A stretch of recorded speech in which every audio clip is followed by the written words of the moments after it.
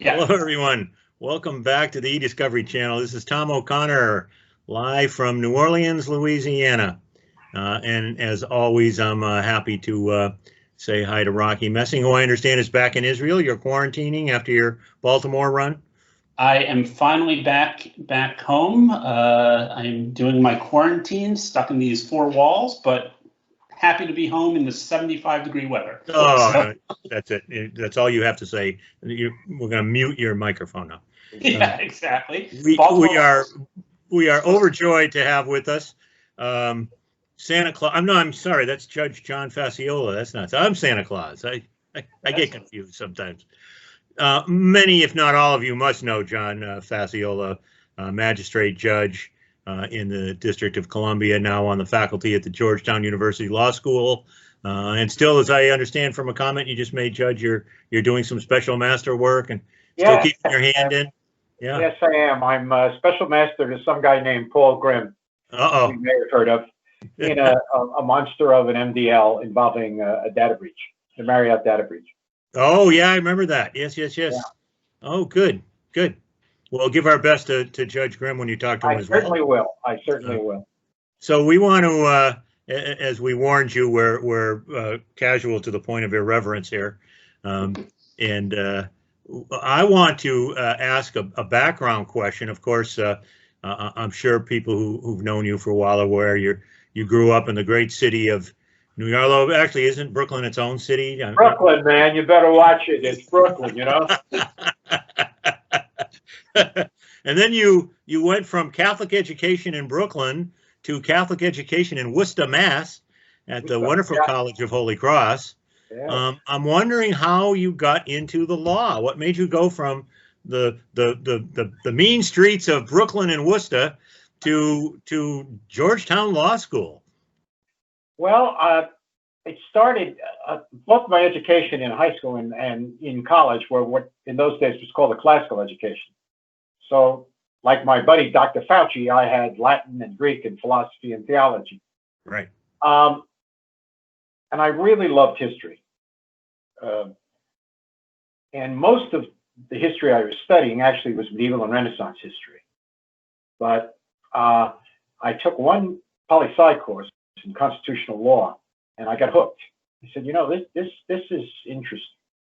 But up to the very end, I was on the fence. Now, I must say, there was tremendous pressure, familial pressure on me to go to law school. Really? And my sister and I were, well, my dad has a college degree, but we certainly would have been the first ones in our families to have advanced degrees. And my father very much wanted me to be a lawyer. And I was on the fence. And it's a funny story. And I still remember I was sitting in my room at Holy Cross, and on one side of the table, my desk, were applications to get my PhD in history. One, believe it or not, to the Toronto Institute of Medieval Studies. And on the other side of the table were applications to law school. Well, if you've ever been to Holy Cross, you know, it's built on several hills. So you never stop going up and down. So I went all the way down to do my laundry in this local Safeway, I guess it was, store. They had a laundromat there. And something happened to my laundry. It got all tattered when I took it out. So I went to see the manager and I said, you know, I'd like to be compensated for what your machine did to me in your washer dryer. And he said, no, we don't do that. And I said, you'll be hearing from my lawyer. I'm 20 years old. So I called my dad, and one of his buddies was an attorney, and he wrote this very good letter about, you know, this shocking destruction of my underwear. And they gave me a check. And I thought that was about the coolest thing that had ever happened. And at that point, I started to think more seriously about law school, and ultimately applied and wound up going to Georgetown. Great. So it all came down to some tattered underwear. As it often does in college, yes. And then, so you went to Georgetown, and then I assume you went to go work for a firm. No, I didn't. Actually, I got an offer I just couldn't refuse. It said, greetings, you are inducted into the United States Army. Okay. It was the middle of the Georgetown, the middle of the Vietnam War, so the draft boards were after me. So I graduated on June 10th and got my draft notice on June 11th. So I went into the Army as a reservist for a brief period of time. And then I came out and I became an assistant district attorney in what is called New York County, which is the legal name for Manhattan. And I served there for 4 years as a prosecutor. As a prosecutor. Then I went into private practice, became a partner in a law firm. It dissolved, broke up into a lot of different parts. And I decided I really desperately wanted to go back into public service. And I did. And I became an assistant United States attorney. I did that for the next 15 years until I was appointed to the bench. And was that in New York or in D.C.? Yeah, in the District of Columbia. That's right. Yeah. Great. So you are a USA in D.C. In D.C., yeah. Got it. So you moved from New York, and I assume you already had a family at the time. By the time we got down here, Gloria would give birth that year to my son, my oldest boy. And then we had another baby a year later, 15 months later. Got it. So they grew up in DC, didn't know anything about. Yeah, they grew up. Well, we live have lived in Mount Vernon, Virginia, which is about 16 miles as the crow flies from DC. Yep, and 4 hours. 4 hours in traffic. 4 hours in traffic. And 6 days for the U.S. Postal Service. And 6 days for the Postal Service, yes. Yeah, they followed me to at least partially into a Jesuit school. They both went to Gonzaga, but then they went in other directions. Right. But I got the happy news this morning that my niece has just been admitted to Georgetown. So all right, we're keeping the tradition going. Congratulations. My sister's granddaughter. And you're still teaching there? Yeah, it's another funny story. As you know, Tom, I've been involved at Georgetown in the CLE program for 20 years. And I had been teaching my last 2 or 3 years as a judge in a course I created called Information Technology and Modern Litigation. And that was a seminar type group. And it turned out one of the people running the international law programs, Tiffany Jolie. Tiffany, if you remember, had been active in the CLE program. We knew each other well. Yeah. And she said, we'd be very interested in you teaching in our international program. So I said, hey, what the heck? It's, 15, 20 kids. What's the big deal? So in my second semester, I had 230 students, which is, wow. Do not trust the Jesuits bearing gifts. So now I teach in our international program, and I teach Introduction to United States Constitutional Law, 2 sections of contracts, 1 of evidence. I continue to teach Information Technology and Modern Litigation. And in the summer, I'd like to keep teaching the JDs as well as the international students. I teach evidence in the JD program. So a light schedule, basically. Yeah, light schedule. So I'm busy about 11 months of the year teaching. And I love it. It's been wonderful. It's been a very difficult year for us, as you can imagine. Yeah. We're so concerned about our students, their feeling of social isolation.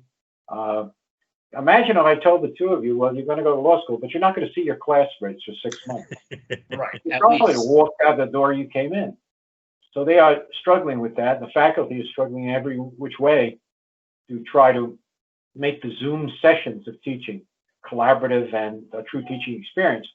Of course, we are dying to get back to our full fulfillment of our mission. You may know Georgetown has one of the largest clinical programs in the country.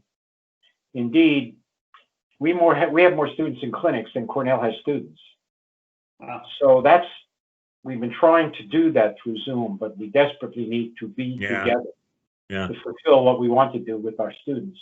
So keep your fingers crossed. Tom, you and I hope, are on pretty early on the line to get vaccinated. So if they favor old people, we'll do. But it's been an exciting. But our students are literally all over the world. I taught one day, let's see, I had students listening to me in Beijing, Singapore, England, Germany. That was just one class. That's wow. Oh, I remember, Rachi, I was in DC on business doing something one once several years ago, and the judge asked me to come over and sit in on one of his classes. He didn't tell me that it was an international law class, and the only two people in the room who spoke English were me and him. It was all foreign students. Now, Right. some of them did, in fact. I spoke English, but yeah. Yeah. Well, some of them spoke English better than you and I. Right. That was quite an experience. It is, and it's now ripened to more wonderful experiences. My students are now practicing law all over the world. That's great. One of my students came in for training at Jones Day. She's in their international office. So she dropped by, and she's in China. Got a note from one of my students in Greece. I've done letters of recommendation just this week to Beijing University for two of my students who will be getting their doctorates. That's great. So it was a great experience. I love that. I tell my students that they officially become members of Faccio's gang. And Faccio's my nickname. And Faccio's gang entitles you to communicate with me any time of day and night and ask just to kicker things around or to talk. So I stay in contact, blessedly, with many of them. Great. And it's been just a wonderful experience. Yeah. So I have a question. You know, judges in general, especially, and you'll excuse me, judges of your age. Ooh, easy now. Easy now. I know. Are not well known as having any grasp or a good grasp on technology. And you obviously have made a name for yourself in the technology, the intersection between technology and the law.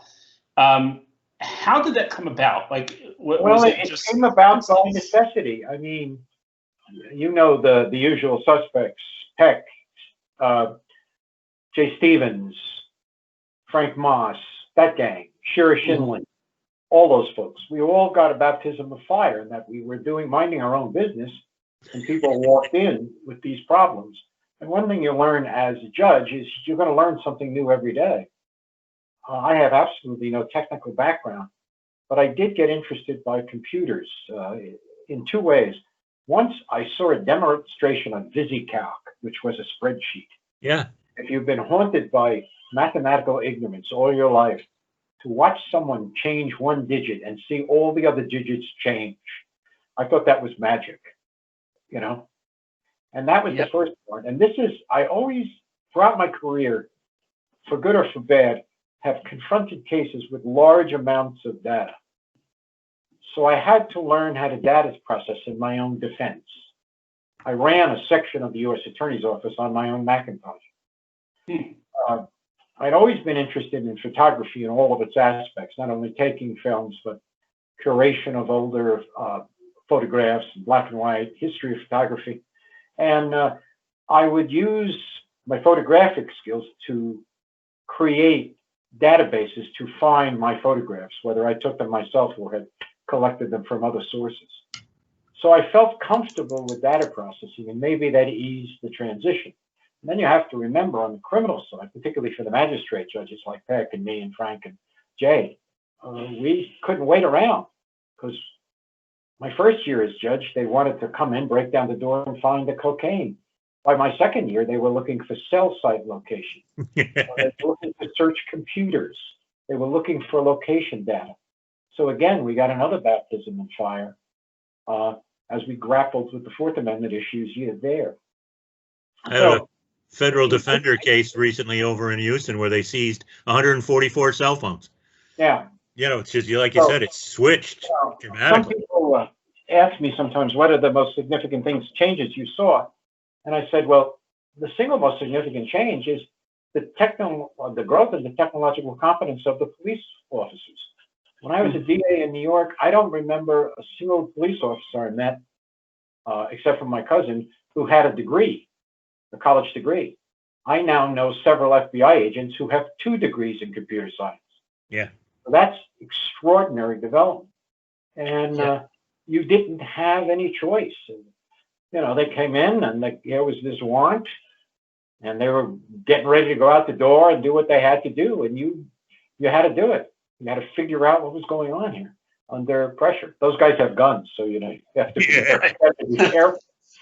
But no, I wanted to ask you about.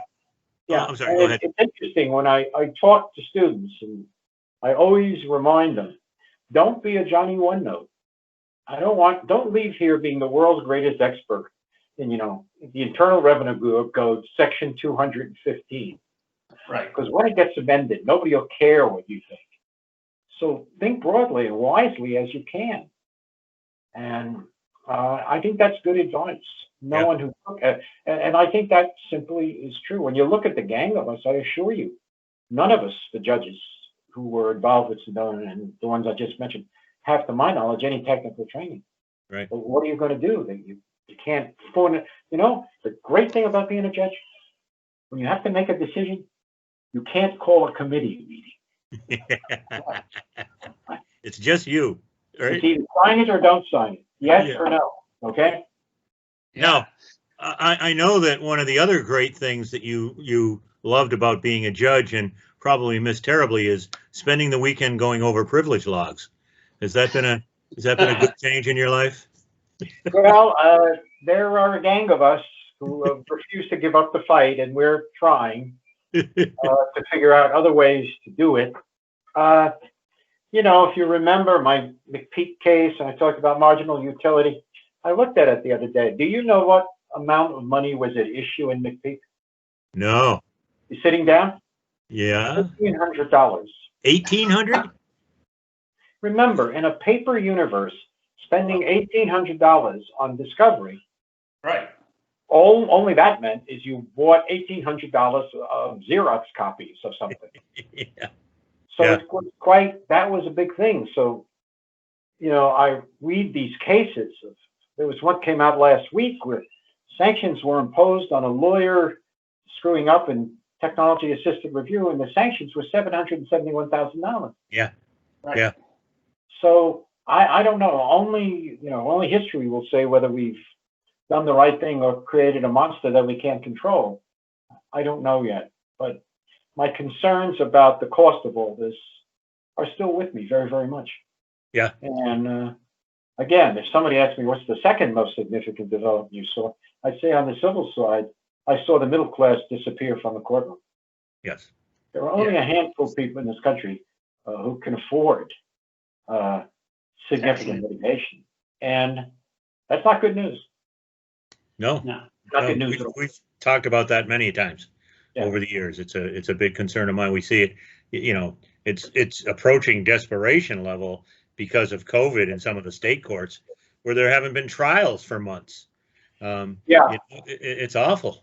It's awful. Yeah, it is. It's going to be a terrific problem, and systems are breaking down. I was going crazy trying to grapple with the Postal Service, and it's all very easy to to criticize them, but go over to the Postal Service and look what they are confronting with.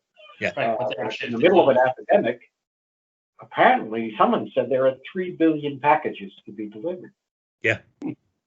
So and Christmas around the corner. Yeah. So I don't know really where we are. There are wonderful things to be excited about, but there are some things that still are of great concern. Yep. And lawyers are going to be involved in it, whether they like it or not. And that's so judges. In fact, Paul Grimm had a jury trial, one of the first jury trials during COVID. Really? And it was fascinating the way he redesigned his courtroom, redesigned the jury room, and he got a verdict after 3 weeks of trial. Wow. So good for him. Yeah. I was talking to in-person jury trial. I'm sorry? He had an in-person jury trial, not on Zoom. Yeah. Wow. No. In the room. Everybody was in the room. Wow. And good for him. Yeah. So I've got another question for you. Sure. So when you look back on your career to date, obviously you couldn't have anticipated the way that things would go when you started 30 something years ago, but when you look back on kind of in preparation for the interview, I popped open a couple of your old cases again and was taking a look. And one of the things that I noticed was when I hopped onto your Wikipedia page, right, half of the page is talking about your cases in electronic discovery. And obviously our audience in general that listens to this typically are coming from the eDiscovery industry. Looking back at your career as a judge, we know you as a eDiscovery, luminary, someone who's helped direct the overall industry and some of the big decisions there. Is that what you actually remember from your time as a judge? Like, are those the thing, or is eDiscovery kind of just a side thing that happened, and there are other much more important cases that you would like to focus on? I can't say that. I never found any reason to say this is an important case and this is not. From the first day as a judge, I realized this is very, very important to the people engaged in it. And whether it's a police officer looking for a warrant, a car crash, or the biggest MDL, it is important. It's very, very important to the people involved and to the society in which we live. And that's the way I thought about all my cases. And, there are no small cases. There's no such thing. And right. I think that's the way nearly every judge I know thinks about these. So I have a personal question, semi-personal question. Do you get over to the courthouse to especially to the lunchroom area much at all? No, I think this is the day where Judge Hogan usually had his holiday party. Right. It'll be the first year in 30 years he hasn't had it, so that would have been one of the chances to see my colleague. But yeah, no. Sometimes, with the gracious assistance of the administrative assistant there, I take my students over for a tour of the courthouse, because it is, I remember fondly being on those. An amazing place. But no, I haven't. So that's what I remember. Curiously, more than anything, is there was a gentleman on the staff in there who had spent many years on the railroads. I don't know if you know who I'm talking about. That was our steward. Yes. Yeah, yes. I wanted to ask you to tell him that I said hi. Okay. Because we used to talk about the railroads all the time. You'd be giving your tour and pointing out all the great murals and everything, and I'm over in the corner talking with the steward about being on a Pullman car on a train in 1952. I missed him desperately, because I'd come in relatively early in the morning, grab some breakfast, then he would, and Earl and I would proceed to manage the Nationals based on the previous tour. Baseball. I don't know. Funny they didn't offer us the job, but What was his name? Earl? What's that? What was his name? Earl. Great guy. Yeah. I forgot it now. Yeah. I really don't know. I assume the courthouse has been closed. I don't know what's happened to all the people who used to work there. Yeah. Well, if you ever get to see him again, tell him I said hi. I certainly will. Yeah. Great guy. He is. Okay, so we've got the Nationals. We've got the. Here we go. Well, I'll let the two of you NFC guys. I'm a Ravens fan, so I'll let you two NFC guys deal with yours. My big question for you, Judge, is: did you also happen to venture into the Caps? Oh, look. Venture where? Venture where? Did the Caps win this year? How were the Caps this year? No, I've never been a big hockey guy. Never have, no? Which is weird, having gone to school in Massachusetts. And no. Yeah. Okay. And the hockey.